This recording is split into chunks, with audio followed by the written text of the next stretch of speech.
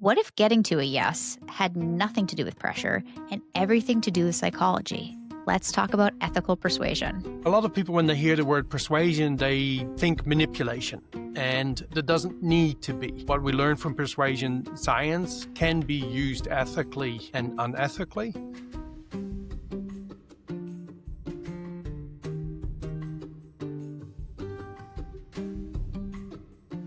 Today's guest is Patrick Van Der Burght, and he's a Cialdini Certified Trainer and the author of How to Hear Yes More Often. He's going to share about ethical persuasion, how we can convert more, communicate better, and lead with integrity. Welcome to the show. Thank you for having me, Chelsey. Always delighted to have an opportunity to introduce this topic to other people, because I remember how excited I was when the penny dropped of how potent this is, how there's no need to lie or cheat, and you can be so much more effective with your communication. So thank you for giving me the opportunity to help your audience with this. We chatted earlier this week, and it was very clear that you have a passion still. It's not just when you first found it. You've still got a passion for this topic, which is very exciting. Yeah, it's hard. And it's entertaining, too. Human behavior is hilarious. Scary, too, sometimes, but fascinating all the time. What is ethical persuasion? Okay, so a lot of people, when they hear the word persuasion, they sort of think manipulation, and that doesn't need to be. What we learn from persuasion science can be used ethically and unethically, but research shows that unethical use might produce short-term results, but it is long-term disaster, because nobody tends to return to a situation where they did not do well in the arrangement, where ethical use produces short-term and long-term success. So what it is basically that if we can communicate and bring to the surface pieces of information that function as shortcuts for our audience, shortcuts for their brain to get to a quicker decision, then we can make it easier for them to make a decision. And that results in getting more yeses. And depending on the situation and the setting, that can be considerable. So it's through the use of words and images, we can move more people in our direction. So there's an actual science to how we creatures make decisions. Is there any science that you can share here? Yeah, I'd love to. You want me to explain how human decision-making works? Let's dive in. All right, Even cool. if we just dabble a little bit, it's very interesting. Yeah, sure. Okay, so where to start? I'm going to bring something up from a Professor Daniel Kahneman. He died last year in March, and he won a Nobel Prize in 2002 in economics, which is a little interesting in itself, as in was a professor in psychology and a behavioral scientist. And he wins a Nobel Prize in economics. So, I mean, goodness, what did he figure out that had such an impact on economics? Well, his whole research was about decision making. And so Daniel Kahneman demonstrated against popular belief that human beings don't really use logic and reason as our main sort of decision making factor. He explains when it comes to decision making, your brain or your audience's brain has two parts, the system 1 and system 2. System 1 is the intuitive part of the brain. It works very fast. It's automatic. You could say it works subconsciously, and we use it for everyday decisions. For example, system 1 is basically running all the time. It can do simple tasks. It can make quick decisions. It can drive a car on an empty road. You know, or sometimes you come home, you can't remember what turnoff you took on the freeway. Oh, yeah. That's because scary. That's right. You weren't driving. System 1 was. Uh-huh. So that's system 1. Intuitive, fast, but it is prone to error because system 1 relies on shortcuts. So let's say you're in a hardware store. You're looking at buying a front door for your house. You know nothing about timber, paint, varnish, glass, door construction. Now, you could delay your decision and you could go to the library and start reading books on all these topics. And then 3 months later, you know a lot more. And then maybe then you start doing some workshops and learn how to do woodwork and, designing doors. And then 5 months later, you'd be in great shape to go back to that hardware store and make an educated decision about which door to buy. but chances are you don't have the time for that. Mm. So something in the back of your head might pop up that says expensive equals good, right? That's a shortcut we've learned that over time. Most of the time when we spend more money on something, we get something that's of better quality, lasts longer, better suited to purpose. And so if I'm standing in the hardware store and I'm thinking about spending this much on a door, I might think to myself, you know what, if I just spend a little bit more, chances are I've got the right thing. And you know what? That's exactly what happens. Chances are that that's right. Mm-hmm. But sometimes, inevitably, the more expensive items are not always better. So sometimes it backfires, these shortcuts. That's why we say system one is error prone. All right, so on the other side, we have system two. So system two is our logical, rational part of the brain. And so that works much slower, and it takes a lot of effort to run system two. Daniel Kahneman refers to system two as a lazy controller. It doesn't tend to kick into gear unless it has to. And system two looks at all the information that we have available and comes up with the most rational, logical decision. And so therefore it's more reliable. Now, Daniel Kahneman demonstrates in 2002 that 90% of our decisions are made by system one, the intuitive part of the brain. And later research indicates that that's now 95%. So this percentage is increasing. So here a couple of questions bubble up, as in, why is this percentage increasing? I mean, first of all, like how many decisions can you make on autopilot? But why is this percentage increasing? And that has to do with our attention span. We used to have an attention span of 20 minutes in the 80s.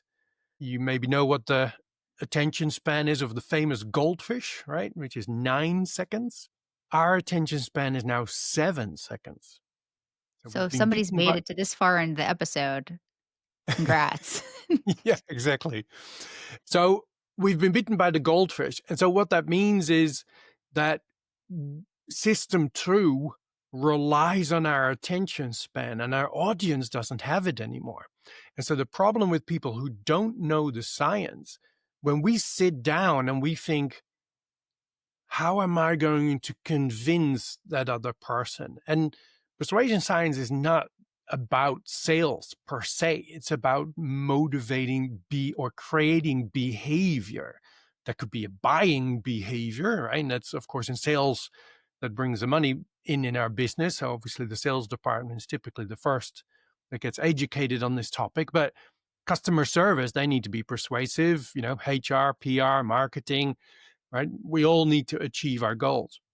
And so when we sit there and we go, okay, how am I going to convince the other party that what I'm suggesting is a good idea for them? You're consciously thinking. So you're in system two, Mm-hmm. and you're running system two.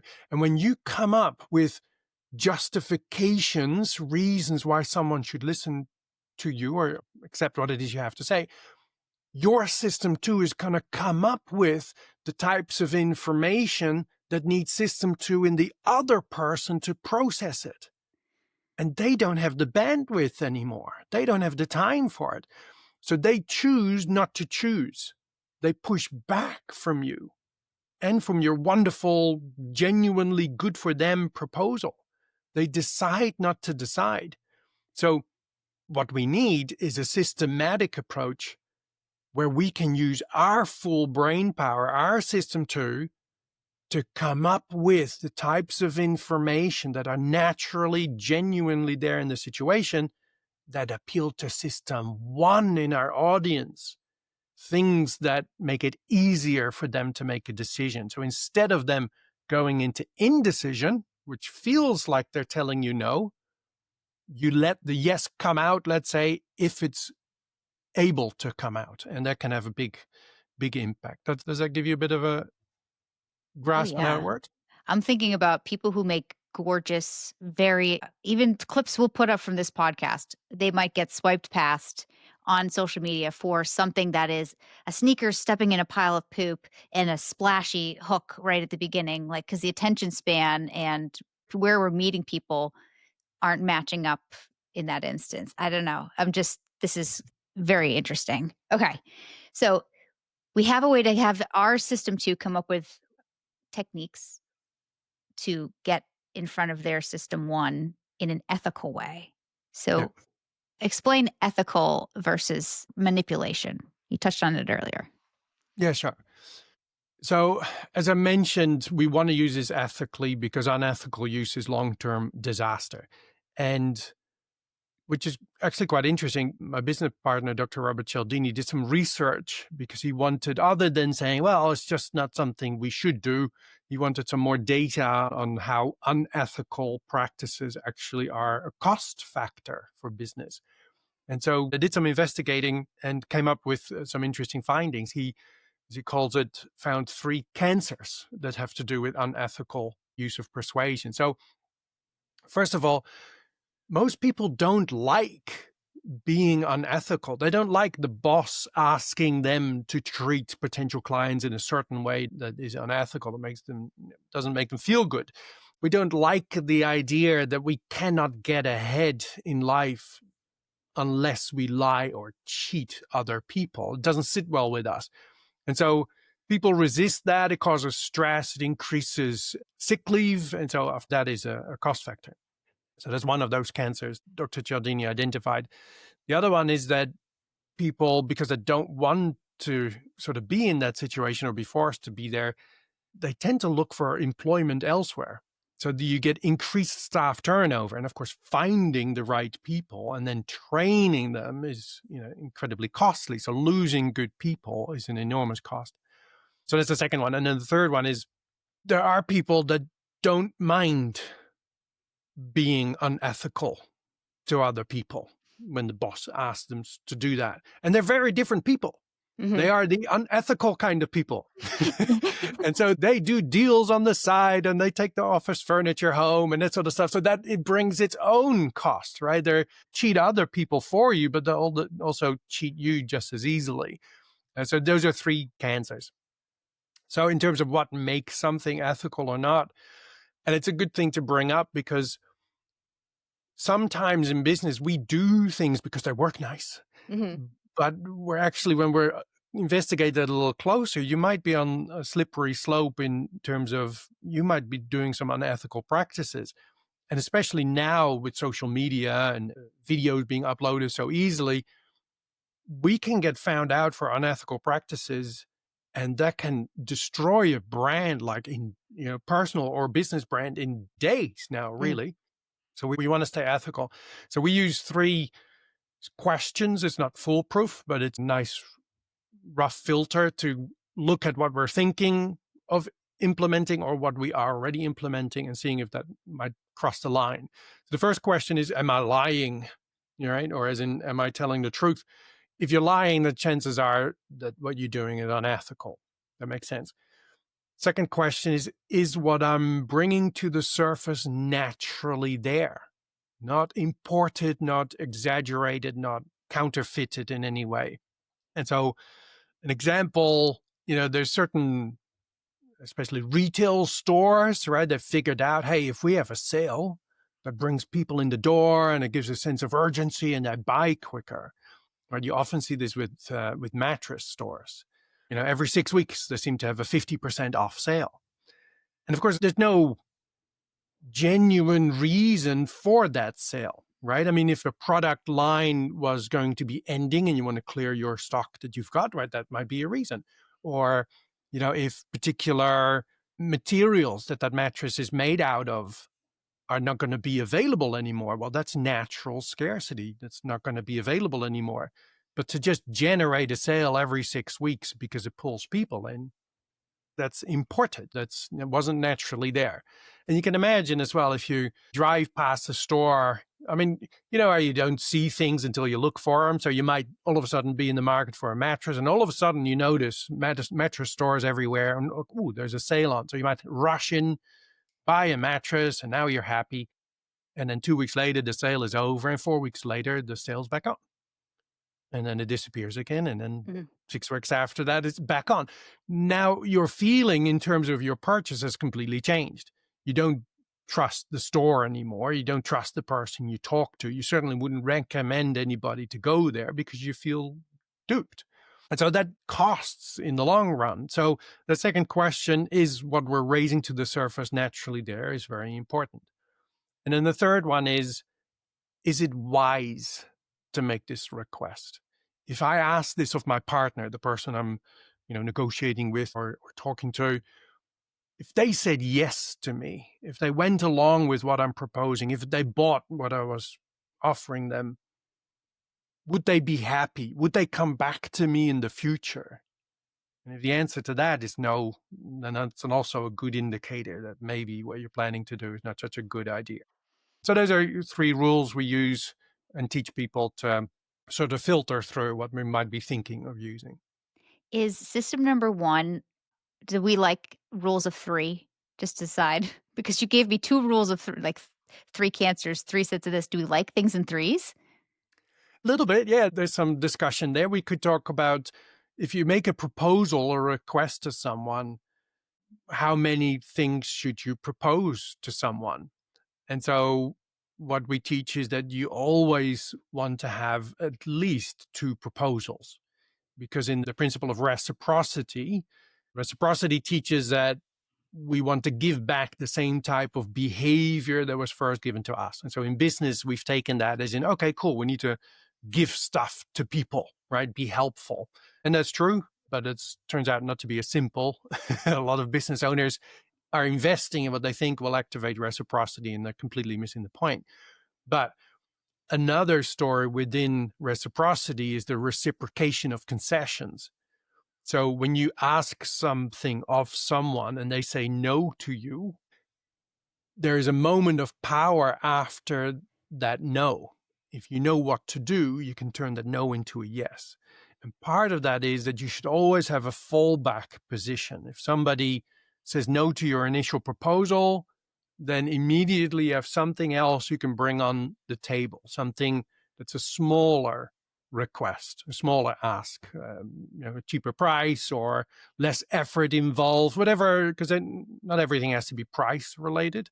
So you have a second option to bring to the table. So 2 is your minimum option. The maximum amount of options that you want to present to someone is 5. Beyond 5, you risk what's called choice stress. And so again, it's too hard. And I keep telling my wife often in the evenings when we turn on Netflix and then you got to choose what you're going to watch. There's just too much to choose from. You're sitting there 10 minutes just flicking through it, even though you're skipping like probably past so much good stuff. There's just too much. It's Right. So true. I'm getting choice stress. So 5 is sort of the maximum number. And it's interesting. Recently, we actually had a discussion about this. There was a retailer of water bottles, and they had all these different colors. They had like 17 different colors that people could choose from. They reduced the amount of options to 5, and sales went up by 77 times. 7,700% increase by reducing the amount of options. So 5 is the maximum. But yeah, as you caught on to, 3 is the ideal amount because you reduce the amount of options, not going to the maximum 5. And in terms of having an option for people to choose, and in case they say no to you, you now have 2 fallback positions. So if you get a no, you have a fallback. In the case of another no, you have a third fallback. So yeah, Okay. 3 is a good number. I'm thinking of this software. When you sign up for software, there's always the most popular is in the middle, and there's 3 options of the software you can pick. Like of Riverside, there were 3 options. Google, you got 3 options. So yeah, Yeah. it must And feel there's a good. science in which order they should be in too. Yeah. Yeah. So what are the 7? This is like magic. So what are the 7 universal principles of persuasion? Okay. So there's, as you mentioned, there's 7, and they're universal because they work in all cultures, all languages, and all countries, which is increasingly more important because, our cultures are intermixed, and it's getting, it's so easy to do business with people in other countries. So this is a tool can be used everywhere. So yeah, 7 principles. So there's a principle of reciprocity, as I alluded to before. We want to give back the same type of behavior first given to us. And in the context of compliance, we are more likely to say yes to someone, when we feel we owe that person something. So that's reciprocity. Liking is that we like people who are like us. We like people who like us. Hmm. And we like those who like us and say so. So there's 3, if you could, I know it's confusing. There's 3 things in there, right? We like people that are like us. That's similarities. People who like us, which is the opposite of what most sales and advertising training teaches you. Right? Normally we get taught, if you're trying to sell me your product or service, then you should do what you can so that I like you. As in, you need to be likable. And that's not wrong, but it's much more effective if I get the feeling that you genuinely like me. Because if you like me, well, then you're going to look after me, aren't you? Yeah. I mean, to not put a finer point on it, I could maybe not quite like you, but if I felt you genuinely liked me, I'd still be safe, right? So we like those who like us. And then the other one was people who like us and say so. So that's compliments. We are suckers for compliments. But there's no need to make them up. You can look for genuine things you can appreciate about a person and bring that to the surface.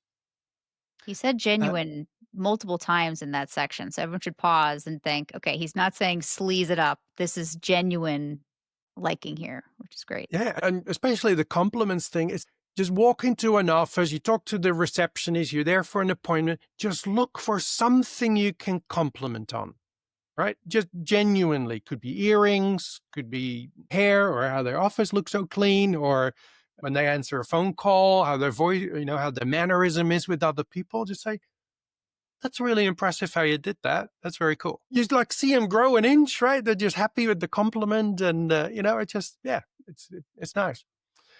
Unity is another principle that was introduced to us in 2015 after additional research, often confused with liking. Liking is about having similarity with others. Unity is about feeling part of the same community. Similar sort of effect, but it comes from a different sort of feeling. Also, co-creation is part of unity. So when we act together with other people, when we make something together, we get more loyalty to each other. And so that's Dr. Cialdini calls that the biggest thing that has happened in behavioral science in the last 2 decades. Man, like that says something like that, you pay attention. Is this the marching story you told me? Yeah. That's cool, isn't it? Will you tell it to everybody? Yeah, okay. So research was done, and there's lots of research, and I love reading it. Research was done where they asked people to walk around, I think it was a football oval or something, and half of the people were asked to just walk together. The other half of the people were asked to walk together, but to synchronize their steps, right? So their feet would hit the ground every time they took a step at the exact same pace. Then at the end of that exercise, they were separated, and then the researchers would say to the person, hey, your partner that you just walked around the footy oval with, they're doing sort of a maths test now. And if they do well with it, they can earn a little bit of money. You can do the exact same thing if you like, and you could earn some money. But there's also an option if you want, you could help the person that you just walked with, and you will then increase their chances that they'll actually win. But if you do that, you can't do the little exercise yourself. And so, I mean, the only difference between these groups of people was that they walked in synchronized steps, right? And you go like, how big a difference can that make, right? What has it even got to do with anything? But the group of people that walked synchronized, they were 50% more likely to forego the chance that they would earn some money and go help that other person. It's amazing, right? It's And crazy. so if you're talking to an audience or a sales team or something, right, it's good to get to do things that are synchronized. Often when a speaker is on stage, so you might ask the audience a question, right? So, who here doesn't like getting up very early in the morning, right? So most people would probably disagree with that, right? And so lots of hands go up. If everybody's hands go up, they are acting together. And it's very important, you as the person on stage, let's say, to do that with them, because otherwise they are creating unity between them, but you're left out. Where Mm. if you do it with them, and it's a lot of speakers will do that, right? They show the audience also what to do. They say, okay, who here thinks that persuasion is important for their business, right? And then you raise your hand, and then everybody else puts their hand up as well. Now we're all doing something together.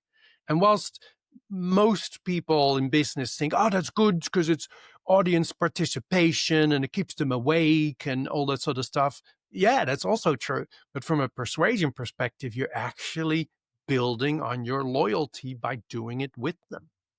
In system one, Yeah, right? yeah. That's I We feel like we this is do things together, then we're similar. We're a community. We gotta look after each other. yeah. So I cut you off with the unity. What's after unity? Oh, sorry, yeah. Social proof is another principle. A lot of people in business are familiar with that because we have realized, and it's not new, but since the internet, we realized that having testimonials of other people, online reviews, it's important. 98% of online shoppers say that detailed online reviews are an important factor when deciding what and where to buy. So it's good that we are collecting those. And for those who are paying attention, the key word in that was detailed reviews, Hmm. right? So reviews with great restaurant, love the food, no details in there. It feels fake and therefore doesn't value as much, where more details makes the review more valuable. So encourage people, if you're going to ask them to leave a review, say, oh, could you leave a review for us? And if you could put some details in it about your experience, that would be really helpful for the people that might be reading it. Right? And then you can easily get more details in your reviews. So reviews are powerful, but it is only one little element within social proof. If you think that online reviews are important to you, well, there's a whole host of stuff that's similarly powerful that you're currently not using. But social proof hinges on the rule that we follow the leads of others, especially when they are numerous, when we are uncertain, and when the others are similar to us. So we follow the crowd, right? If you're Hmm. on a station in other country and you can't understand the language and there's announcements going on, and all of a sudden everybody on the platform you're on, everybody starts walking to one end, you don't stand still, right? You go with them, don't know what it's about. But if a lot Hmm. of other people are doing it, there must be the right course of action. And so that works with our communication very much as well. So that's social proof. Then authority, for some reason, has always been my favorite. Authority is that we follow the leads of others who have genuinely more knowledge and expertise on a particular area. And it makes sense to do that as well. We can't know everything. And so when there's somebody there who knows more about this particular topic than we do, well, it makes sense to follow their advice. Hmm. So, expert opinions, the association of such and such said this, right? Those are valuable things to bring up. But your listeners, in their field, your viewers, in their field, they are also their own expert, right? They know a lot of stuff about their own field. And so it would be advantageous for our audience to know about our genuine expertise so that when you speak, they can process what it is you're sharing with the gravity that your information really deserves. But that's not so easy. If you're face to face with someone, you've lost the opportunity to bring up your credentials. Lots of people try, right? They'll do a presentation and go, oh, and I've got a master's degree in this, and I've done that, and I've done that. It's a little bit like me walking up to you and go, hi, my name is Patrick. Let me tell you the 34 reasons why I'm such a great person and you should listen to me, right? You're going to go, wow, that guy's full of himself. I feel like we should just And make so, T-shirts at that point. Just have them all listed on your T-shirt. Incidentally, that's actually funny because let's say if you had a T-shirt and on there it had your credentials, you're not saying it. That would be more effective than you actually saying it. You need to bring that up in an other way, in a socially acceptable way.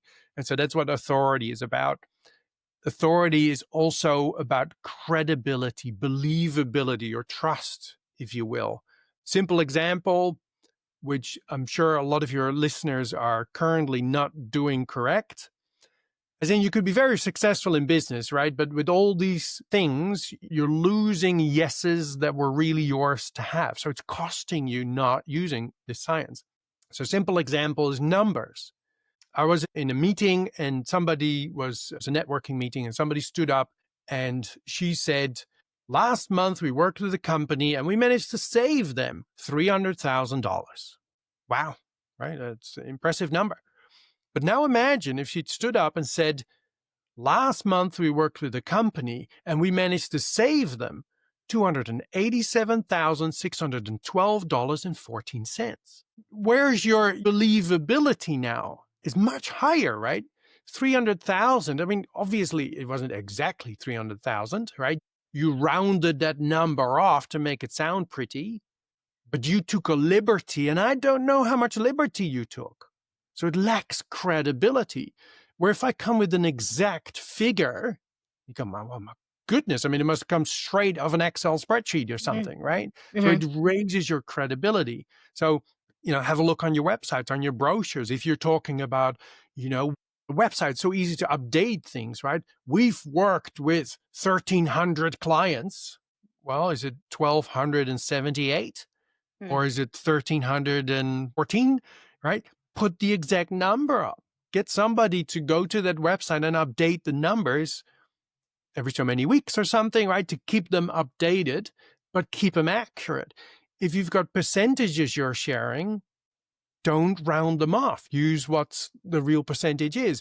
And if by accident it is 25%, which sounds like a rounded number, right? So oh my goodness, this doesn't work for me. This is going to cost me my credibility. Go to a decimal point, right?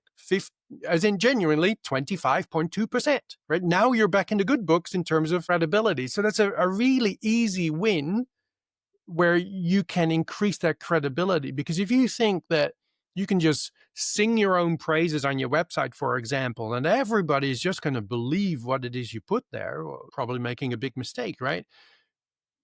You want to increase that credibility. And so using rounded numbers, you're shooting yourself in the backside. Authority. So next one is consistency. Consistency has to do that we feel an internal pressure to stay true to past actions and statements that we've made before. If we've taken a stand on something, that said that we would do something, or we think that something is important, when then later something else comes up that is logically consistent with that statement we did before, we feel a pressure to stay true to it. So this is where we need to create opportunities for our audience to reveal what is important to them in verbal active statements before we come with our proposal, which of course we then also have an opportunity to perfectly align with what they actually value, right? Which I would argue is highly ethical. And it's harder to say no to that proposal. And then the last principle is scarcity. And so scarcity basically means that we value things more when they are less available. We are considerably more motivated by the potential of losing something than gaining that exact same thing. And I've got a cool piece of research on that. There was a company and they did home assessments, quite lengthy home assessments to figure out the insulation value of your home, right? And then figuring out, well, if you were to insulate your house fully, what would the benefit of that be?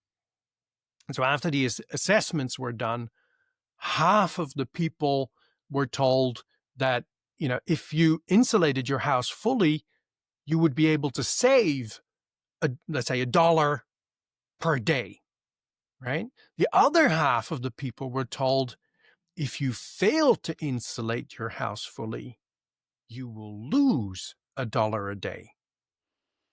You can feel it, right? The guy A that did our hundred and bathroom, he's like, if you don't fix these tiles, you're gonna, and I was like, oh, he did That's it. right. That's right.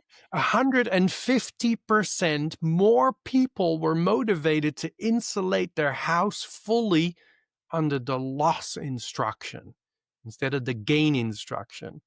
Now, I challenge your audience to go have a look at your website. When it comes to your product and services, are you telling people what wonderful things they're going to experience once they're using your product or service? Or are you also consistently highlighting what they won't be getting? And chances are, most websites I visit, it is all gain language to no end. Not saying that we shouldn't also talk about what people stand to benefit, but we need to point out to people that those are things that they shouldn't be missing out on.